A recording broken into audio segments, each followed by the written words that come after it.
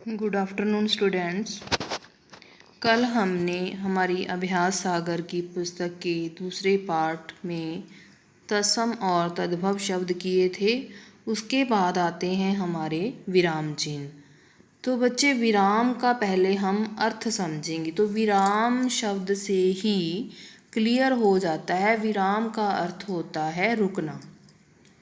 जैसे विराम का अर्थ होता है रुकना। हम कोई वाक्य बोलते हैं तो वो लगातार बोलते नहीं जाते, उसके लिए हमें कुछ देर रुकना पड़ता है। बोलते समय हम किसी वाक्य को अपने हाव भाव से प्रकट करते हैं, लेकिन लिखते समय इनको हम कुछ चिन्हों द्वारा प्रकट करते हैं। जैसे वाक्य बोलते या लिखते समय वाक्य में रुकने के लिए लगाए गए चिन्हों को ही विराम चिन्ह कहते हैं। वाक्य बोलते या लिखते समय वाक्य में रुकने के लिए हम जो विराम चिन्ह लगाते हैं, उन्हें कहते हैं विराम चिन्ह। हिंदी में प्रयुक्त होने वाले कुछ मुख्य विराम चिन्ह इस प्रकार हैं। देखो बच्चों, फर्स्ट है पूर्ण विराम। पूर्ण विराम का साइन है जो खड़ी पाई। वाक्य पूरा होने पर पूर्ण विराम लगाया जाता है। जैसे सोनल नाच रही है, सीमा नाच रही है, सीमा खा रही है, राधा नाच रही है। तो मतलब जहाँ हम सिंपल वाक्य बोल देते हैं वहाँ पे आता है पूर्ण विराम, जहाँ पे हमें कहीं रुकना नहीं पड़ता। सेकंड है अल्प विराम, जिसे हम कॉमा बोलते हैं। बोलते या पढ़ते समय जब हम थोड़ा रुकते हैं, बोलते या पढ़ते समय जब हम थोड़ा रुकते हैं, उन्हें अल्प विराम कहते हैं। जैसे अपूर्वा, विदुषी, प्रखर। जैसे हम कोई सेब, केला, आम, अनार, इन सबको अलग अलग करने के लिए हम अल्प विराम का प्रयोग करते हैं। सीमा, रेखा, आशा, कोई भी नाम ले लो आप, ठीक है। तो इनको हमने अलग करने के लिए अल्प विराम का प्रयोग किया, और लास्ट में जब हमारा वाक्य पूर्ण हुआ तो उसके बाद हमने लगा दिया हमारा पूर्ण विराम। उसके आगे है बच्चे अर्ध विराम। वाक्य लिखते या बोलते समय अल्प विराम की अपेक्षा अधिक देर रुकना पड़े तथा तब अर्ध विराम का प्रयोग किया जाता है। जब हमें अल्प विराम से कम समय के लिए रुकना पड़े। जैसे छात्र क्षमा मांगता रहा, थोड़े समय के लिए रुके तो यहाँ पे अर्ध विराम आएगा। अध्यापिका उसे डांटती रही। वाक्य पूरा हो गया हमारा पूर्ण विराम। आगे है हमारा प्रश्नवाचक चिन्ह। प्रश्नवाचक चिन्ह का प्रयोग प्रश्नसूचक वाक्यों के अंत में किया जाता है। जहाँ कहीं भी हम क्वेश्चन पुट कर रहे हैं तो वहाँ पे क्वेश्चन मार्क लगाया जाता है, प्रश्नसूचक लगाया जाता है। जैसे आपका क्या नाम है, प्रश्न पूछा गया तो लास्ट में क्या आ गया, प्रश्नसूचक। फिफ्थ है हमारा विस्मयादि बोधक चिन्ह। बच्चे साइंस इनके साथ साथ दिए गए हैं, आप ध्यान से इन्हें देखें।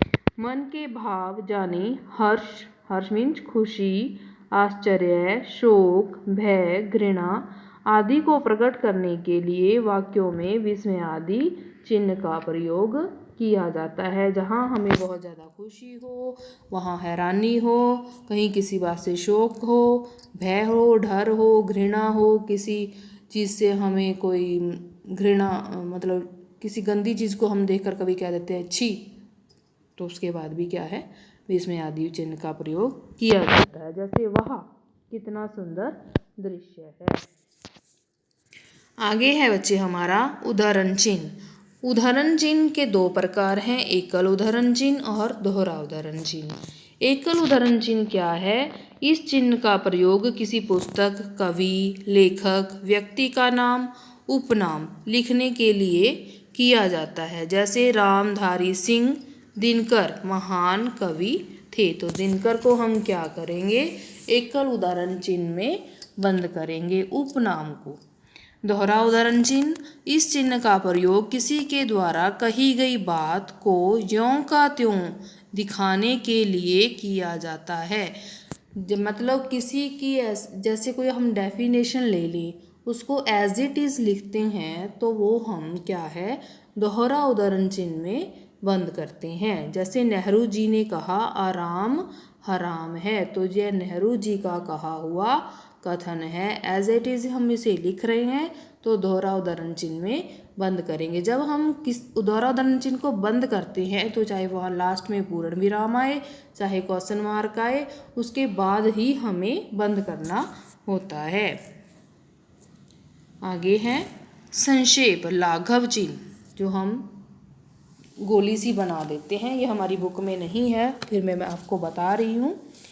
इस चिन्ह का प्रयोग शब्दों को संक्षिप्त रूप में दिखाने के लिए किया जाता है। जैसे हम डॉक्टर पूरा ना लिख के डाल लिख के आगे हम जीरो लगा देते हैं, जब गोली सी बना देते हैं, मतलब छोटी करके लिखना, वहाँ हम लगाते हैं लाघव चिन्ह। आगे है योजक चिन्ह। योजक चिन्ह होता है जो निर्देश चिन्ह से छोटा होता है और जो निर्देश चिन्ह होता है वो बड़ा होता है। योजक चिन्हों का प्रयोग तुलना करने वाले शब्दों तथा शब्द युग्मों के साथ किया जाता है। जैसे भाई बहन, माता पिता, मोटा सा, तुलना करने के लिए और युग्म शब्दों के लिए योजक चिन्ह का प्रयोग किया जाता है। आगे है हमारा निर्देशक चिन्ह। यह योजक चिन्ह से थोड़ा बड़ा होता है। जहाँ विवरण देना हो या कथन उद्धृत करना हो, जहाँ हमें कोई कथन कहना हो, उससे पहले इस चिन्ह का प्रयोग किया जाता है। जैसे राम ने कहा, कथन, वो अपना कथन कह रहा है, मैं खेलने जा रहा हूँ, पूर्ण विराम, तो हम इसे एकल उदाहरण चिन्ह में बंद करेंगे। आगे है 10th पार्ट विवरण चिन्ह। यह भी आपकी बुक में नहीं है बट मैं बता रही हूँ। किसी विषय को समझाने के लिए या निर्देश देने के लिए विवरण चिन्ह का प्रयोग किया जाता है। प्रेमचंद की कृतियाँ इस प्रकार हैं, हम विवरण दे रहे हैं उनका, मतलब प्रेमचंद की कहानियाँ कौन कौन सी हम उन्हें बता रहे हैं, विवरण दे रहे हैं उसका, जैसे पंजाबी में कहते हैं वेरवा दे रहे हैं किसी चीज़ का, गोदान, गबन, कहानी आदि। तो बच्चों ये थे आपके विराम चिन्ह। आगे आपकी बुक में जो दिए गए हैं विराम चिन्ह, अब वो आप इसे पढ़ के वीडियो को और इसे देख के अपने आप करने की कोशिश करोगे। अगर फिर भी किसी बच्चे को कुछ समझ नहीं आ रहा तो वो मुझसे पूछ सकता है। धन्यवाद।